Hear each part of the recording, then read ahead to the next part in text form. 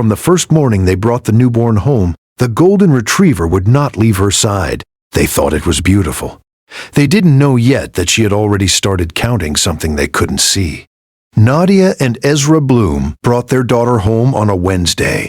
Poppy was 6 days old, wrapped in the specific bundle of a newborn not yet accustomed to the world. Eyes doing the unfocused roaming of someone who has just arrived and is still cataloging the light.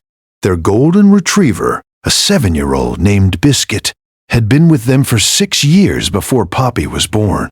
She had been gentle with children, calm with strangers, and entirely reliable in the predictable way that golden retrievers in loving homes become entirely reliable. The first morning with Poppy home, Biscuit positioned herself beside the bassinet and lay down. She did not investigate the baby, did not try to sniff the bundle in the overeager way that required redirection. She simply lay down and lowered her head and stayed. Her eyes were open. They were oriented toward Poppy. Nadia thought it was the most beautiful thing she had ever seen. Ezra photographed it. They told their families. Everyone agreed it was exactly the kind of thing a golden retriever would do, the gentle, devoted version of a dog adjusting to a new family member. Nobody asked why Biscuit had chosen that particular position, at that particular proximity, with that particular quality of unbroken attention. It looked like love, and it felt like love, and nobody asks follow-up questions about love when the feeling of it is so clean. The next 3 days, same position. Biscuit beside the bassinet, head down, eyes open, tracking.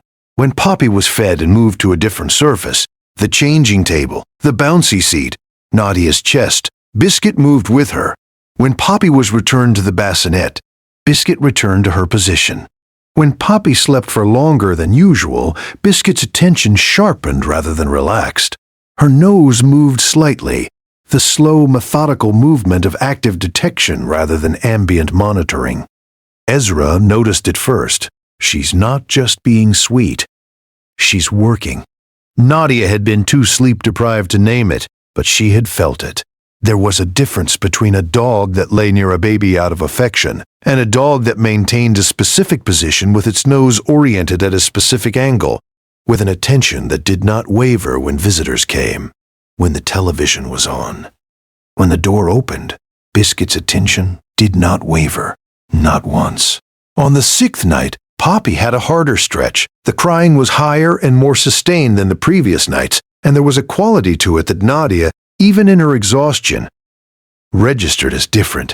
Not the hunger cry, not the discomfort cry, something she didn't have a category for yet. Biscuit rose from her position and walked to Nadia's leg.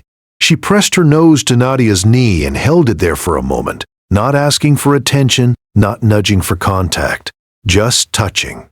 Then she returned to the bassinet. She did it twice more through the night.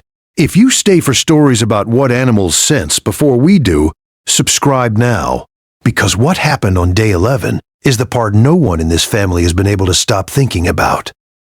Day 11. Poppy was feeding less well than the previous days. She was lethargic in a way that could be read as the deep sleep of a thriving newborn who had recently fed, if you were tired enough, and hoping hard enough and trusted the systems around you. Nadia trusted the systems. She had the pediatric home visit scheduled for day 12. She had the 2-week appointment on the calendar. She had been told that newborns were irregular, that some fed more some days and less others, that some slept more as they adjusted. Biscuit had not slept in 11 days. She had maintained her position at the bassinet and moved with Poppy and pressed her nose to Nadia's knee 4 more times in the nights between day 6 and day 11, each time returning to her post without drama. On day 11, Biscuit did something new. She went to Ezra and stood in front of him. When he moved to go around her, she moved with him. She did not bark. She did not jump. She simply prevented his forward movement with her body and looked at him with an expression he would later describe as the absence of everything else. No distraction, no ambient dogness. Just look at the baby. He looked at the baby. Poppy's color was wrong. Not dramatically wrong. The particular off-white that belongs to a specific failure of circulation in a newborn. Ezra called Nadia with a volume that communicated the whole thing without words. The emergency line. the pediatrician, the instruction to go immediately, not to wait for morning, not to monitor, to go. Poppy was admitted with a congenital heart defect that had been present from birth and had been compensating the body's extraordinary ability to find alternate routes until the compensation began to fail. The defect was a partial obstruction of a valve structure. In full-term newborns with adequate initial oxygenation, this type of defect can present subtly. The baby can look fine, can feed, can sleep, can behave within normal ranges.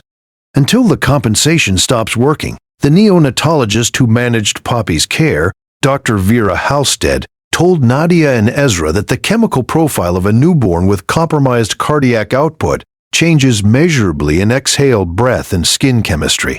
Dogs detect changes in oxygen metabolism through volatile organic compounds long before those changes produce visible external symptoms. Biscuit had been reading those compounds from the first morning. She had been tracking the trajectory they were moving in for 11 days. Has your pet ever paid a kind of attention to your newborn that felt like more than affection, that felt like watching? Tell us in the comments. Dr. Halstead looked at them and said, "Your dog had been telling you for 11 days. You came in on day 11. I'll take that." Poppy had corrective surgery. She is healthy. She is 3 years old now, and she walks Biscuit with the particular determined grip of a toddler who has decided this is her job. The leash in both hands, Biscuit walking at whatever pace Poppy's small legs set. Every guardian deserves to be recognized, even the ones who kept an 11-day watch without being asked, without being thanked, without anyone understanding yet what they were doing. If these stories matter to you, subscribe. The next story on this channel involves a dog who returned to a house it had been removed from and what it found inside.